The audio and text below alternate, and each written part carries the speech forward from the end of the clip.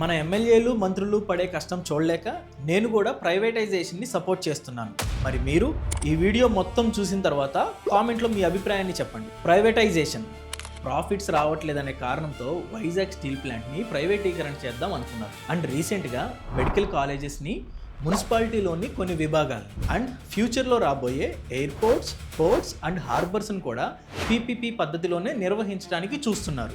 ఇదంతా ఎందుకు అంటే గవర్నమెంట్కి చేతకాక ప్రైవేట్ కంపెనీలకి హ్యాండ్ ఓవర్ చేస్తున్నాయా, లేదంటే ప్రైవేట్ కంపెనీలే మన గవర్నమెంట్ కంటే గొప్పగా పనిచేస్తాయి అని చెప్పి మన గవర్నమెంట్ కూడా నమ్ముతుందా? అంటే గవర్నమెంటే నమ్ముతున్నప్పుడు మన ప్రజలు కూడా సీఎం బదులు సీఈఓని, మినిస్టర్స్ బదులు బోర్డ్ ఆఫ్ డైరెక్టర్స్ని, ఎమ్మెల్యేల బదులు హెడ్ ఆఫ్ ద డిపార్ట్మెంట్స్ని రిక్రూట్ చేసుకొని మన రాష్ట్రాన్ని కూడా లాభాల బాటలో నడిపించవచ్చని నా ఆలోచన. ఎందుకంటే మినిస్టర్లు, ఎమ్మెల్యేలు వాళ్ళ లాభం కోసం ఆలోచిస్తారు, బట్ సీఈఓలు, బోర్డ్ ఆఫ్ డైరెక్టర్స్ సంస్థను లాభాల్లో పెట్టడానికి ఆలోచిస్తారు. ఇప్పుడు చెప్పండి, మరి నా ప్రైవేటైజేషన్ అభిప్రాయాన్ని ఏకీభవిస్తారా? కింద కామెంట్స్లో తెలియజేయండి. మీ పేరెంట్ ఫియరీ.